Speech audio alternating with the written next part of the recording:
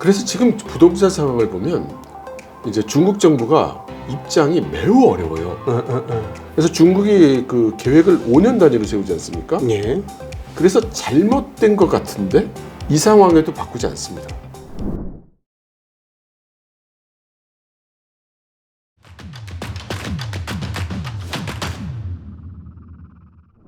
안녕하십니까. 증시학도TV 시청자 여러분, 투자자 여러분 반갑습니다. 자, 여러분이 기다리시던 분이 오랜만에 나오셨습니다.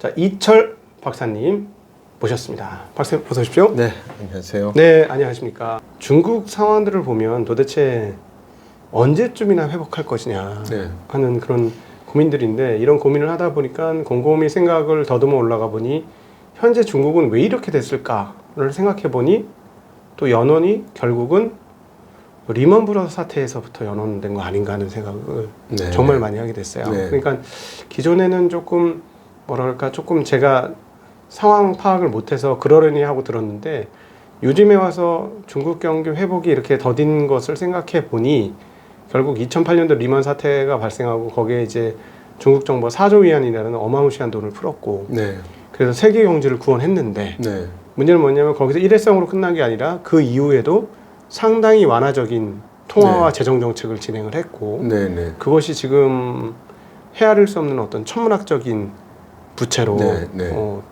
남아 있어서 현재 이 모든 문제의 근원이 되는 거 아닌가. 그래서 어떻게 보시는지 좀 궁금합니다. 네, 저는 그 의견에 동의하고요. 그리고 훌륭한 통찰이라고 생각합니다. 그 얘기를 조금 좀 상세히 말씀을 드리면, 2008년도 리먼 브라더스 사태가 났을 때 사실은 많은 나라가 이제 자국 통화를 절하하고 다른 나라의 물건을 팜으로써 자신 국가의 경제를 좀 더 좋게 만들려고 했었거든요. 그런데 그때 가장 큰 문제가 됐던 게 이제 중국이죠. 중국 같은 덩치의 나라가 같이 위안화를 절하해 가면서 수출을 위주로 하고, 그렇게 한다고 하면은 전 세계에 있는 국가들이 다 문제에 봉착할 수 있는 그런 가능성이 있었죠. 그런데 중국은 그렇게 하지 않고 말씀하신 대로 많은 돈을 풀고 인프라 투자를 해 가면서 그것을 흡수하려고 노력을 했고, 세계 경제는 큰 도움을 받았어요. 근데 그 결과 중국 지도부의 입장에서 보면 이거 내수 투자를 했더니 그 내수 경기가 좋아지고 전 세계에서 칭송을 받고 이거 상당히 괜찮은 걸? 뭐 이런 분위기가 좀 형성이 된 거예요. 그래서 이제 그 통화를 푸는 정책은 그만두게 됐지만 그 기조와 그 효과에 대한 맛을 잊지 못하고 이것이 그 중국 정부의 인프라 투자 정책으로 이어지게 됩니다. 그러니까 리먼 브러더스 사태에 대응한다는 명분은 사라졌지만 이게 인프라 투자를 함으로써 국내 경제를 활성화시킬 수 있구나. 그리고 그러니까 외국들도 좋아하는구나. 이제 이런 것을 깨닫게 됐고, 그것이 각 지방 정부의 확산이 돼요. 그런 생각이. 그런데 그럴 때 어느 정도 이 기조가 계속 지속된 다음에 이렇게 계속 가면 안 된다고 주장하는 세력이 또 생기게 돼요. 이게 몇 년 정도는 너무 그 리먼 브러더스 데미지가 크니까 그렇게 하겠지만 점점 줄여가지고 이제 정상 상태로 돌아야 된다. 지금 너무 느슨해져 있어 라고 주장하는 세력이 나타나게 되는데, 그게 리커창 총리. 리커창 총리가? 예요. 그래서 한국에서는 많은 분들이 시진핑 그룹과 리커창 그룹이 갈등이 있다라고 보고 그렇게 생각을 하니까 리커창 총리가 경제를 잘 운영을 하기 때문에 막 돈을 풀어서 기업 친화적인 정책을 펴온 게 아니냐, 이런 선입견을 가지고 계신 분이 있는데, 저도 그렇게 생각했어요. 왜냐하면 상하이방이잖아요. 기업 친화적이잖아요. 아니 그러니까 리커창이 많이 펼친 거 아닌가. 아니에요. 리커창 총리는 이런 식으로 재정을 방만하게 운영하면 안 되고 돈 그렇게 막 풀면 안 된다고 주장해 온 사람이에요. 그렇군요. 전혀 반대로 알고 있었네요. 그래서 이 중국 돌아가는 거는 좀 이게 이 맥락을 좀 잘 이해할 필요가 있고요. 그러니까 리커창 총리에 대해서 그 좀 반감을 가진 그런 그 그룹이 상당히 이제 늘어나게 되죠. 그런데 이제 시진핑 주석이 집권을 하고 계속 그 그룹에서 다른 건 몰라도 금융은 내가 가져가야 되겠다 해서 금융 정책을 책임지게 된 사람이 류호 부총리, 당시 그 부총리죠. 네. 이분이었거든요. 네. 아무튼 그래서 이 돈을 많이 쓰는 기조는 남아있게 돼요. 그리고 주로 그것이 인프라 투자로 나타나게 됩니다. 네. 그래서 중국에서 발표되는 PMI를 보면 네. 제조 PMI가 있고 우리는 보통 이제 서비스 PMI라고 하는데 중국 같은 경우에는 비제조 PMI라고 부릅니다. 네. 근데 그럴 것이 이 비제조 PMI가 크게 두 분야로 나눠져 있어요. 네. 한 영역은 건설 토목이에요. 네. 그리고 비제조인데. 예. 그다음 다른 영역이 뭐냐면 서비스. 네. 예. 그래서 왜 건설 토목을 따로 놓냐면 여기는 상당히 정부 정책과 이 부동산 투자, 토목 투자, 인프라 투자가 상당히 영향을 주는 거예요. 네. 하지만 서비스 영역은 뭐 이제 유통을 한다든가 뭐 요식업을 한다든가 뭐 이런 것이 위주란 말이죠. 그것을 또 우리가 다른 의미로 해석해 보면 이런 건설 토목 쪽은 정부 정책의 영향을 직접적으로 받는 영역인 반면에 서비스 영역은 정부 정책은 간접적으로 영향을 받는 영역이라고 할 수가 있어요. 네.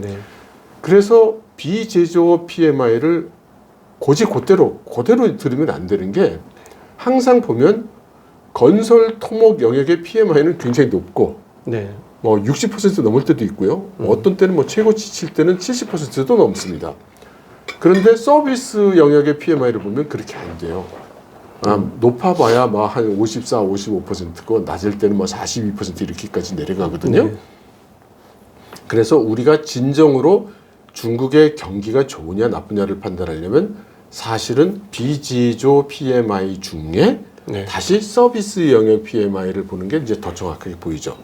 아무튼 이것이 나타내는 바는 뭐냐면 그만큼 정부가 계속 돈을 써왔다는 것이고 네. 그것이 중국 경기를 상당히 부양하는 데 기여를 했다는 거예요. 네. 그런데 생각해 보면 어떤 경제학자가 그런 말씀을 하셨어요. 그분 성함은 제가 잊어버렸는데 중국 경제는 직접이든 간접이든 투자라는 개념이 영향을 주는 규모가 40% 정도 되는 것 같다라고 했거든요. 네. 이게 무슨 뜻인가 하면 우리도 그 뭐 평생 기대소득 이런 개념이 있잖아요. 예. 그래서 우리가 집을 살 때도 내가 지금 집을 다 살 돈은 없지만 계속 직장 다닐 거고 돈 들어올 거고 승진할 거고 네. 그러니까 내가 이 정도 돈은 내가 부담할 수가 있어. 그래서 지금 가지고 있는 돈보다는 좀 더 비싼 집을 우리가 사죠. 그 기업도 지금 내가 무슨 큰 돈이 있어서가 아니라 내가 이 설비를 더 가져오면 더 많이 팔 수 있어. 이렇게 해서 투자를 하잖아요. 네. 이제 이런 거를 투자 개념으로 해석한 거죠.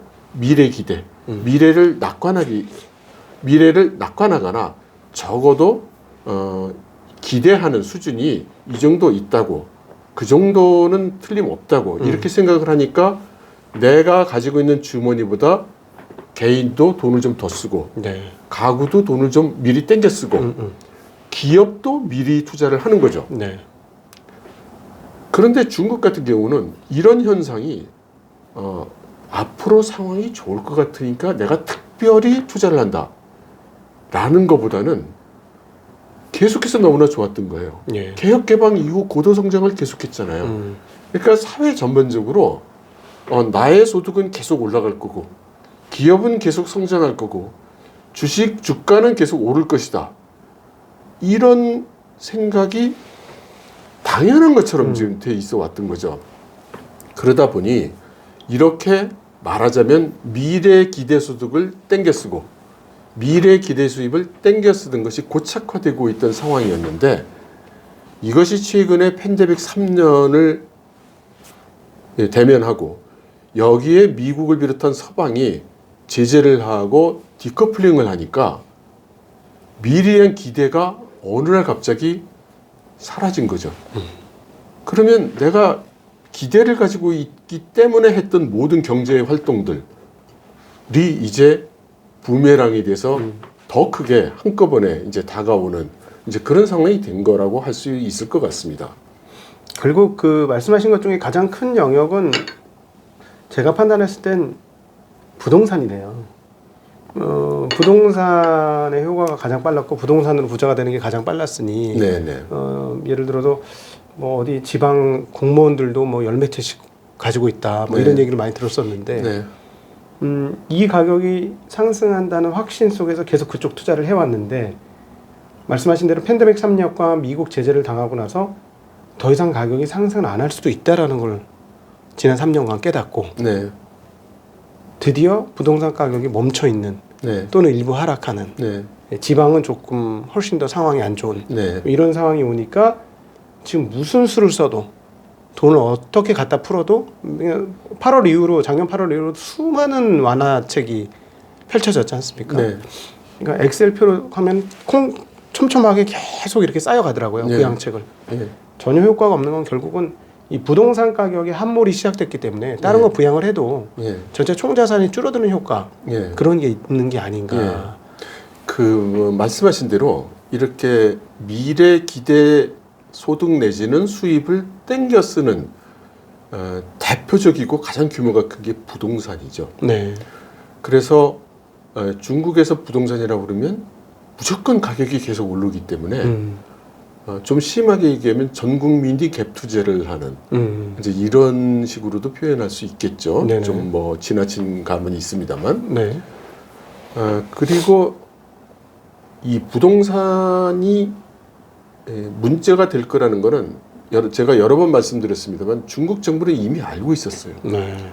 그래서 거기에 대한 경고 신호를 보내왔고 거기에 대한 규제를 선제적으로 이제 시작을 했죠. 그게 2020년 즈음이죠. 2020년. 네. 그렇죠.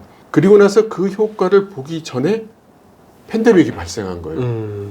그래서 원래도 정부가 이제 부동산을 그런 식으로 조이기 시작하면 이제 경제는 영향을 주고 위축이 시작되는 이제 그런 상황인데 그래도 그 위축을 견지해서 적어도 금융 쪽으로 악영향이 전달되는 것을 막고 내실을 기해야 된다. 우리 조금 조여야 돼. 라고 이렇게 쭉 추진을 하다가 예상치 못했던 이제 팬데믹이 3년간이나 겪게 되면서 원래 생각했던 것보다 훨씬 더 큰 영향을 받게 된 거죠. 일종의 이런 경착륙이 시작된 거죠. 그렇습니다. 네. 솔직히 말씀드려서 뭐 천재지변이죠. 네. 예. 그래서 지금 부동산 상황을 보면 이제 중국 정부가 입장이 매우 어려워요. 우선 중국이라는 나라는 정책을 한번 수립하면 그야말로 천재지변이 나지 않는 한 잘 바꾸지 않는다는 걸 좀 이해해야 됩니다. 중국이라는 나라를 다스리는 방법은 한번 정책을 세우면 그걸 견제할 수밖에 없어요. 그래서 중국이 그 계획을 5년 단위로 세우지 않습니까? 예. 그래서 잘못된 것 같은데 내 이 정책을 해보니까 한 1년, 2년 해보니까 이거 문제가 좀 많아. 이 상황에도 바꾸지 않습니다. 만일에 이 정부가 정책을 한 1년, 2년 해보고서 문제가 있는 것 같으니까 취소! 네. 이렇게 하면 중국이라는 나라가 땅이 넓고 각 지역마다 상황이 틀리고 또 지방 정부나 공무원들이 무슨 생각을 하고 있는지 모르는데 각자 판단을 하게 된단 말이죠. 네. 이거 보아하니 이건 문제가 있으니까 중앙정부가 한 2년쯤 후에는 문제가 있다고 할 것 같은데 그럼 난 슬슬 하든지 하지 말아야지. 이런 현상이 생긴단 말이죠. 네네. 그래서 그렇게 할 수가 없어요. 한 번 정하면 가는 겁니다. 그래서 중국 정부는 부동산에 대해서는 기본적인 기조가 우리 너무 과해. 이 부동산 이런 식으로 가면 안 돼. 네. 이제 부동산은 투자 대상이 아니야. 이게 기본 기조예요. 네. 이게 기본이에요. 그리고 제가 언젠가 한번 그 6억채 이야기를 드린 것 같은데요. 저는 아직도 사실은 오시면 다시 한번 여쭤보고 싶었어요. 아, 예. 공식적으로 조사를 했더니 1억 채가 빈집이 있다. 근데 비공식적으로는 6억 채가 빈집이 있다라고 말씀하셨는데 내가 잘못 들은 거 아니야? 잘못 기억하고 있는 거 아니야? 조금 잘못됐습니다. 그 제가 잘못 말씀드린 부분도 있고요. 1억 채가 다 빈집은 아니고요. 그러니까 2년에 걸쳐서 한 건물 하나하나 가면서 조사를 한 거 맞습니다. 네. 그렇게 해서 중국 전체에 있는 건물 수가 6억 채 정도로 이제 조사가 됐고요. 이 중에 거주를 목적으로 하는 건물이 1억 채. 그러니까 이 1억 채가 다 빈집은 아닌 겁니다. 그건 제가 잘못 말씀드렸어요. 그래서 중국 같은 경우는 이제 아파트가 주로 그 거주용 아닙니까? 네. 그래서 대략 1억 동.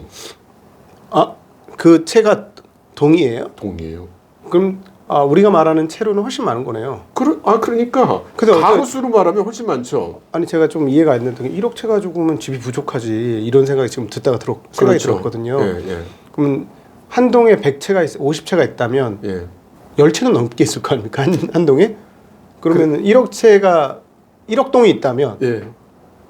최소한 10채 이상은 있겠죠. 그럼 10억 채가 넘는 거네요. 따지고 보면. 그래서 그 중국 내에 어떤 양반이 그냥 대략 계산을 해본다면 하면서 본인의 숫자를 얘기한 게 한 동에 300명 정도는 있을 것이다.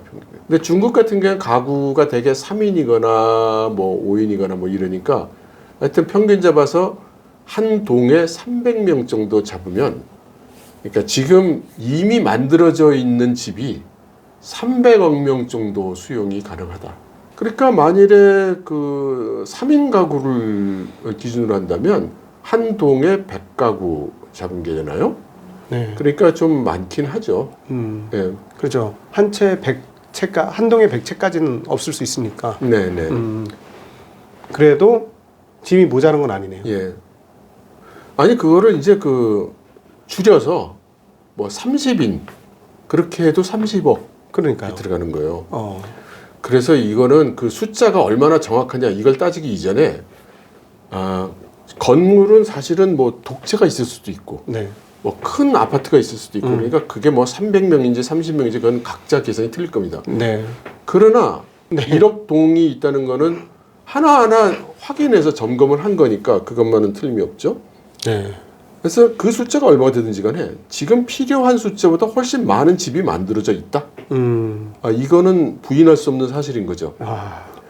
그러니까 한번 입장을 바꿔서 네. 우리 자신이 중국 정부 당국자라고 한번 생각해 보세요. 네. 그러니까 지금 필요한 것보다 최소한 2배 이상, 네.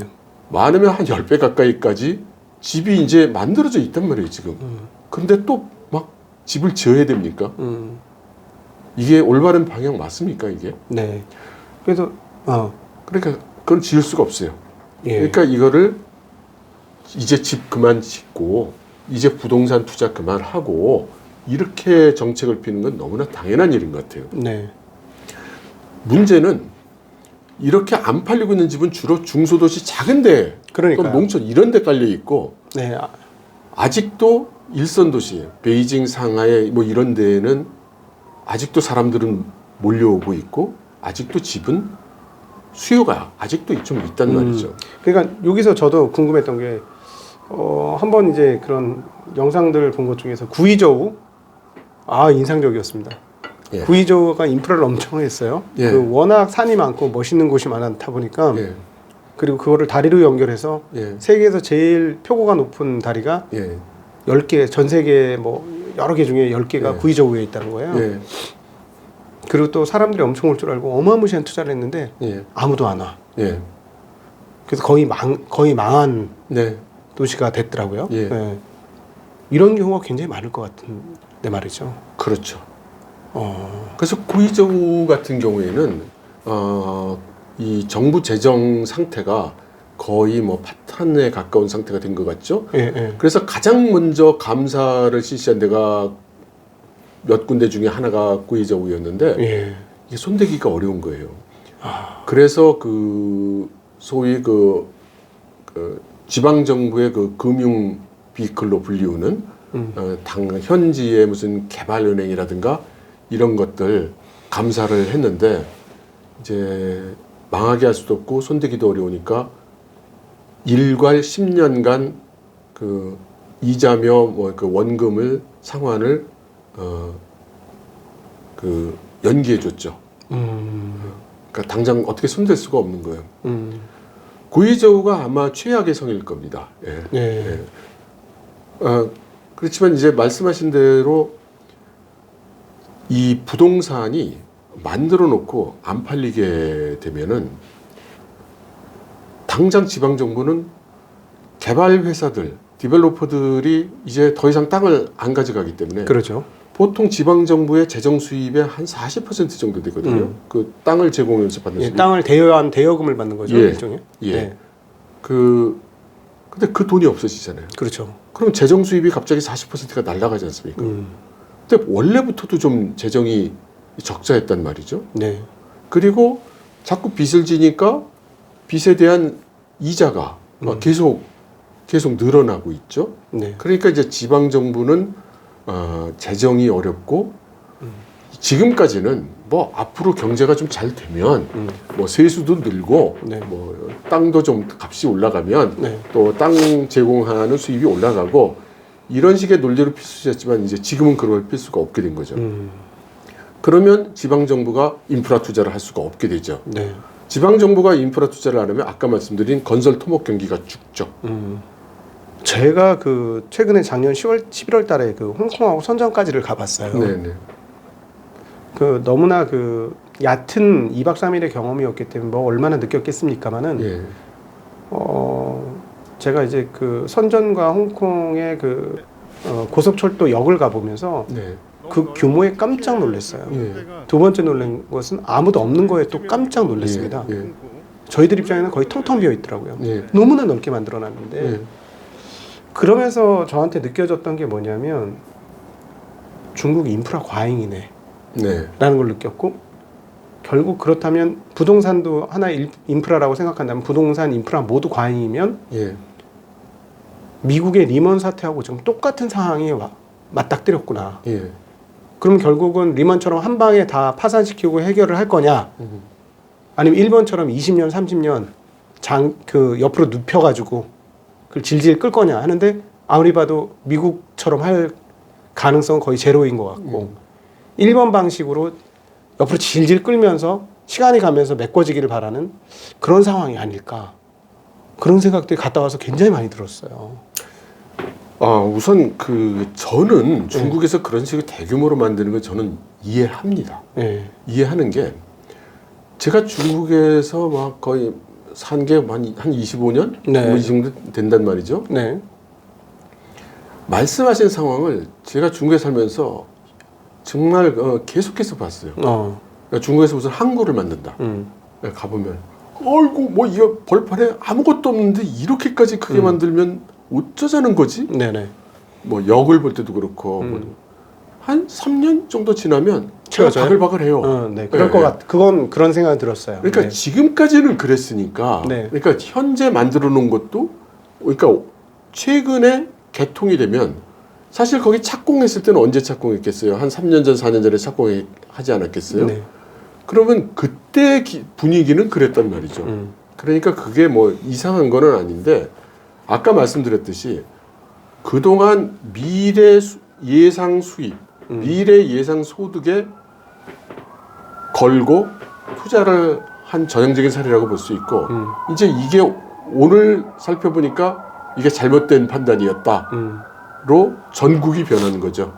아니 먼저 인프라부터 예. 먼저 얘기하고 다시 주택 얘기로 한번 예. 넘어갔으면 좋겠는데, 인프라도 과잉 아닙니까? 왜냐하면 고속철도가 이렇게까지 많이 필요할까 하는 생각도 좀 들긴 했거든요. 네.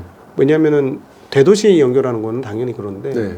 뭐 지방도시 곳곳에 저희가 생각하는 것보다 고속철도 인프라 엄청 많이 깔려 있는 걸로 알고 있어요. 예. 예, 그러니까 곳곳에 다 깔아놨다는 게 아닌가 싶은데, 네. 근데 그게 이제 물론 좋죠. 나중을 위해서 좋긴 한데 그 현금 흐름이 창출되려면 꽤나 오랜 시간을 기다려야 되는 거 아닐까 하는 생각이 들고, 그걸 보면 야, 이게 지방 곳곳에도 이렇게 많이 무언가를 깔아놨겠구나. 예. 아직 성장은 안 됐는데 예. 그게 아마 좋은 거였을 테니까. 네. 모든 나라가 좋아지는 거니까 예. 당연히 정권을 잡은 그 공산 정권이야 인민을 위해서 그렇게 했을 것 같은데, 그 깔을 때까지야 상관없었습니다만 리턴이 없으면 그때부터 계속 허덕거릴 수밖에 없는 상황이니 네. 이 나라 전체가 그런 거 아닌가 하는 네. 생각이 좀 들었는데 어떻게 네. 보십니까? 저는 네. 중국의 고속철 투자를 경제 논리로 해석해서 타당성을 이야기하기는 어렵다고 생각합니다. 네. 지적하신 그대로예요. 네. 그런데 그래서 저는 이 중국의 고속철 투자는 경제적 목적이라기보다는 다른 국가 전략의 목표가 있다라고 해석하고 있습니다. 예. 네. 저는 이제 그 중국이 타이완을 통일하고자 한다. 그것도 무력을 불사해서라도 통일하고자 한다라고 주장하는 사람으로서 네. 그 같은 맥락에서 해석할 수 있다고 생각하는데요. 지금 중국은 네. 비상 상황이 발생한다고 하면 비상 상황이라는 거는 뭐 이제 뭐 전쟁이 일어난다든가 또는 중국에 대한 경제 봉쇄 이런 것을 당한다고 생각을 했을 때 중국이 가장 큰 고통을 받을 수 있는 가능성은 무엇라고 해도 에너지 자원이 끊기는 겁니다. 그러겠네요. 예. 그러면 그거하고 뭐 고속철하고 무슨 상관이 있는가? 고속철은 두 가지 전략적 의미가 있다고 봐요. 중국이 사용하는 에너지, 특히 수입해오는 에너지는 석유가 문제가 되는 건데 네. 석유 에너지의 절반을 수송, 트랜스포테이션에서 사용을 해요. 네. 그래서 중국이 지금 전기 자동차로 지금 바꾸고 있는 거란 말입니다. 그러니까 수입하지 않고 만들 수 있는 에너지로 사용할 수 있는 수송, 운송 수단으로 지금 바꾸고 있는 거란 말이에요. 네네. 그런데 이게 어느 천년에 다 되냐 이거죠. 네.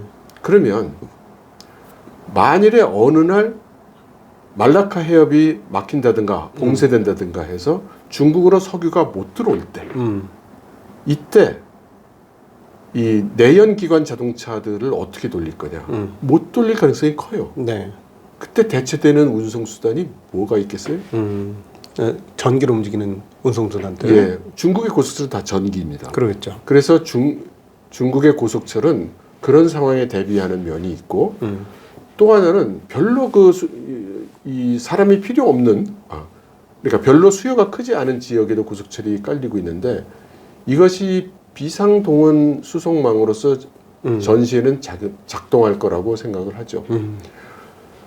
지금 현대전, 지금 우크라이나 전쟁을 보시면 알겠지만 전쟁을 하는 제1선도 힘들지만 거기에 보급을 하기도 보통 일이 아니죠. 네. 그러니까 중국 같은 경우 만일에 미국에 의해서 남중국해라든가 타이완 해협에서 무력 충돌이 일어나거나 그런 소모전이 발생한다고 하면 전국에서 물자와 병력이 그 지역까지 막 왔다 갔다 해야 돼요. 네. 그것을 이제 고속철이 담당을 할 거라고 생각이 듭니다. 그러니까 그 지금 말씀 정리해 보면 기간 인프라 같은 경우는 전략적인 판단에 의해서 충분히 할 수 있고 당장 소모적으로 보일지라도 그 장기적으로는 그런 포석을 깔 수 있는 게 국가로서 할 수 있는 행동이다라고 말씀을 하셨습니다. 뭐 상당 부분 그럴 것 같습니다. 자본주의 시스템도 아니고. 예, 네. 예를 들어서 지금 1대1로 말이 많았지만 지금 그 중동에서 수에즈 운하 사용이 여의치 않게 되니까 지금 빛을 발하고 있죠. 어떻게 해요? 지금 화물이 지금 희망봉 돌아서 다니느라고 그렇죠. 물류 비용이 지금 한 3배 정도 늘었다는 거 아닙니까? 보험료도 올라가고 해서. 그런데 지금 그 1대1로로 뚫어놓은 유럽 가는 철도가 지금 화물량이 마구 늘고 있죠. 상대적으로 이제 가격 경쟁력을 가지게 됐고 네. 시간도 훨씬 적게 걸리니까 네. 지금 그래서 지금 그 미국의 그 폴리티코나 뭐 이런 그 외교 잡지에서 나온 컬럼 같은 데 보면 야 이거 1대1로 깔아놓은 게 요런 상황에서는 그 힘을 발휘하는구나. 이거 우리 미국도 좀 생각해 봐야 되는 거 아니야? 뭐 이런 그런 컬럼도 나오고 있어요. 네.